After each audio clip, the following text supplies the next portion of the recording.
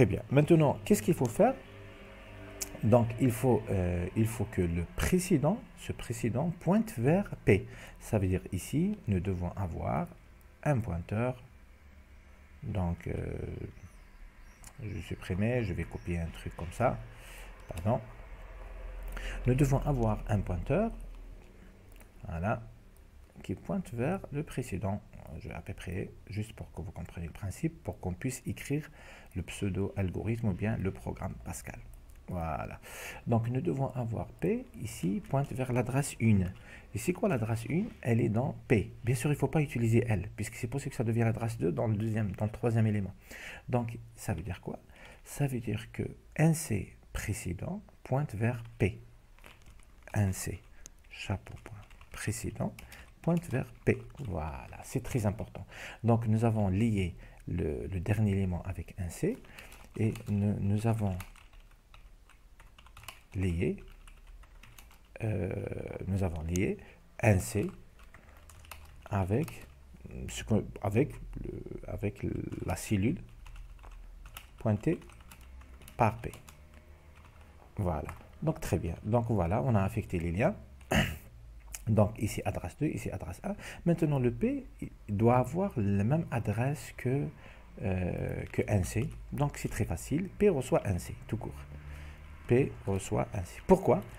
Pour que la prochaine itération, P pointe vers le dernier élément. Donc, ici, P pointe vers le dernier élément qui a été inséré. On vient de l'insérer. Élément créé. Voilà. Donc, j'espère bien que c'est clair, c'est très important. Donc, je pense que c'est plus facile comme ça, de créer une nouvelle cellule, après de faire les modifications. Donc, ici, je reviens à ma structure de données au départ. Donc, ça a été mieux de faire une copie et de travailler sur une copie. Voilà, comme ça, c'est beaucoup mieux. Voilà, donc, c'est ça le principe. Vous pouvez dérouler aussi pour le deuxième élément, pardon.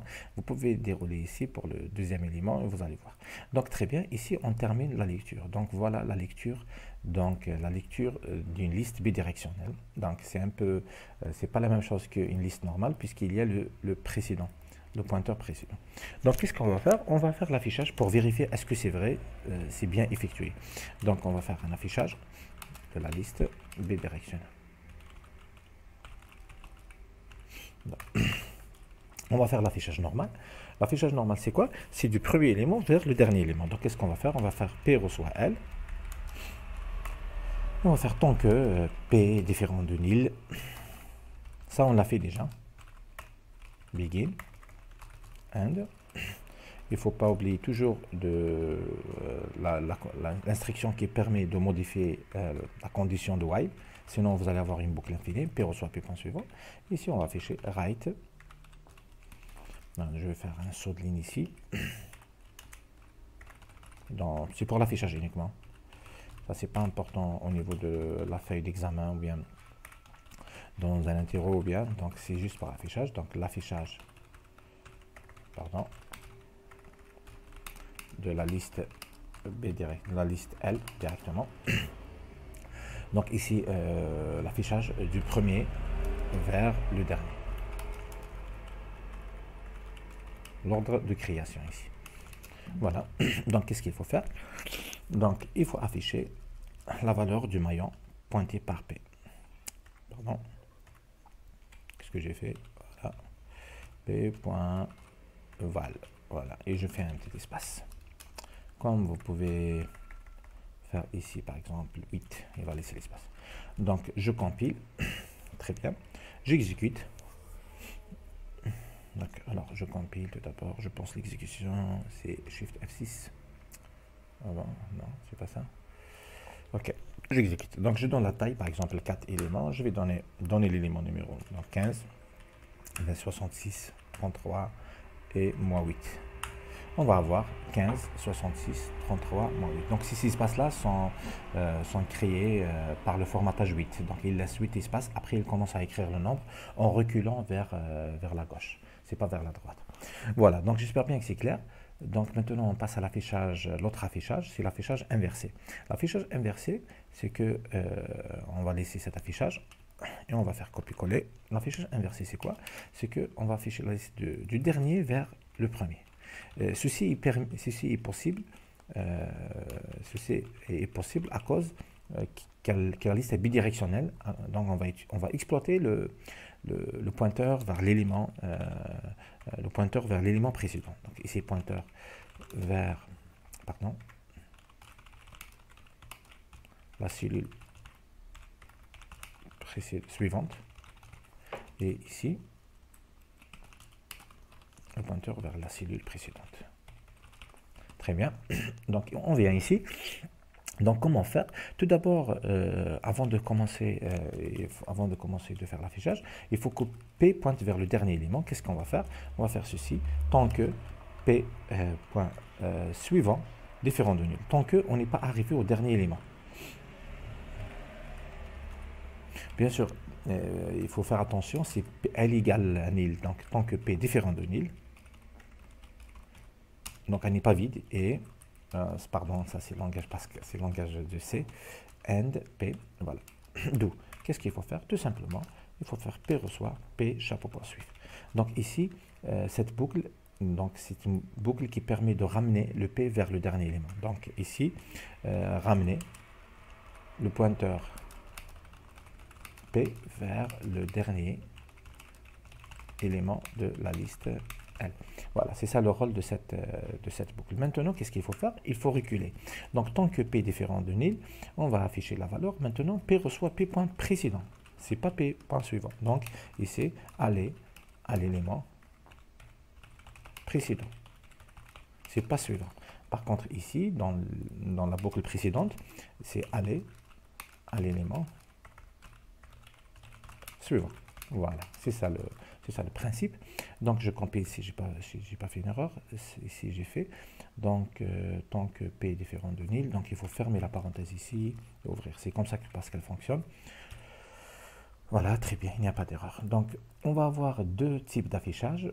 Donc on refait. Je donne la taille de la liste, je vais donner 5 éléments, je vais donner par exemple 11, je vais donner moins 5, moins 88, 88 et 100. Voilà. Il va afficher avec deux ordres différents. Le premier ordre du premier vers le dernier et le deuxième ordre du dernier vers le premier en exploitant le pointeur précédent. Donc j'espère bien que c'est clair pour la création d'une liste bidirectionnelle, comment déclarer une liste bidirectionnelle et comment effectuer la lecture et comment l'afficher de deux façons différentes, l'affichage du premier vers le dernier et du dernier vers le premier. Donc ça c'est la première question. La deuxième question de l'exercice, c'est comment supprimer l'élément qui se trouve à la ième position. Donc ici, il vous demande de créer une fonction. C'est bien aussi de rendre modulaire l'opération de création. Ça veut dire, au lieu de le faire dans le programme, tout ce code-là, c'est bien que ce soit déclaré dans une procédure de création d'une liste bidirectionnelle. Donc, on arrête ici l'exercice. La prochaine séquence, on va continuer avec la deuxième question, qui est la création d'une procédure ou bien d'une fonction qui permet de supprimer l'élément qui se trouve à la ième position. Donc, bon courage et travaillez bien. Bonjour, donc nous allons continuer sur le programme de l'exercice numéro 5 concernant les listes doublement enchaînées ou bien les listes bidirectionnelles. La deuxième question, c'est d'écrire une fonction qui permet de supprimer l'élément se trouvant à la ième position, c'est-à-dire le ième élément de la liste. Donc ici, il y a trois cas particuliers. En fait 4 cas en général. Donc il y a le premier cas où le numéro i dépasse la taille de la liste. Par exemple ici on vous demande de supprimer le quatrième élément. Donc ici c'est impossible de faire la suppression, on ne fait rien du tout. Ça c'est le premier cas. Le deuxième cas particulier, c'est le cas où i égale à 1. Donc ici, la suppression, si juste le L va pointer vers la deuxième liste, enlever le précédent, le pointeur précédent devient nul, et supprimer ce paillon-là, donc verrez ça dans la mémoire. Troisième cas, c'est le dernier élément, le cas de dernier élément, et le dernier cas, c'est au milieu, donc il y a 4 cas. Donc nous continuons sur le même programme que nous avons réalisé précédemment concernant la création d'une liste bidirectionnelle, et on va faire la fonction qui permet de supprimer le ième élément. Donc, avant de faire cette fonction, on va créer une autre fonction qui nous donne la taille de la liste L bidirectionnelle. Donc, on va créer une fonction qui nous donne la taille. Donc, on va nommer cette fonction taille liste. et on va donner notre liste bidirectionnelle. Donc voilà, donc cette fonction, ça nous retourne un entier. Donc, ça c'est le résultat de la fonction integer, c'est cette taille. Donc taille de L, ça nous donne entier. Donc begin de la fonction et end de la fonction. Donc ici c'est la fin de la fonction. La fin de la fonction taille list. Voilà. Donc, et ici, on déclare les variables nécessaires. Donc, nous avons L comme paramètre. Donc, je déclare ici une variable P de même type liste bidirectionnelle. Donc, ça, c'est une variable locale à la fonction. Et on déclare aussi N, c'est la taille à calculer. Donc, N, c'est la taille. Je peux nommer taille, je peux nommer comme on veut. N, etc. Donc, on va nommer taille pas de problème. Donc, tout d'abord, j'initialise la taille à 0. Donc, au début, je suppose que la liste, elle est vide. Et on va faire le parcours de la liste. P reçoit L. Donc, toujours avant de faire le parcours affecté, il ne faut pas utiliser L pour le parcours. Il faut utiliser un autre pointeur P. Donc, après, qu'est-ce qu'on fait? On fait tant que P différent de nil, do. Qu'est-ce qu'il faut faire? On va faire deux actions. La première action, P reçoit P suivant. Pardon, P reçoit P suivant. Ça, c'est une mesure de sécurité et c'est très important de pointer vers le suivant. Et qu'est-ce qu'on fait? On fait taille reçoit taille plus 1. C'est ça le compteur. Donc, il nous permet de compter tous les éléments de la liste. Une fois qu'on termine, donc taille, ça va être le nombre d'éléments de la liste. Et on va faire ça. Donc, ça, c'est une fonction qui va nous aider à réaliser la suppression. Donc, toujours, une fonction en Pascal se termine par cette instruction. Le nom de la fonction reçoit le résultat calculé. D'accord? C'est très, très important. Le nom de la fonction reçoit le résultat calculé. Voilà, c'est très important. Une fois qu'on termine ça, on va préparer, on va commencer à implémenter la fonction de suppression. Donc, la fonction de suppression, supprimer élément. Donc, on donne le premier paramètre, la liste dans laquelle on veut supprimer l'élément. Point virgule, donc c'est des paramètres formels, ils sont séparés par point virgule. On donne l'indice I de l'élément à supprimer. Donc voilà. Donc on donne L et on donne I. Donc ici c'est une fonction, qu'est-ce qu'elle va nous retourner? Elle va retourner la liste résultat après suppression. Donc on ne va pas supprimer dans le L lui-même, on va supprimer dans une liste. Donc, je ne sais pas, est-ce que, non, on va faire, puisque c'est une fonction, on va faire une copie, etc. Donc, je ne sais pas. Donc ici, il y a plusieurs façons de penser. On peut donner une liste, elle nous donne une autre liste, dans laquelle la première liste a été supprimée. Donc, je pense que c'est la meilleure façon. Comme on peut faire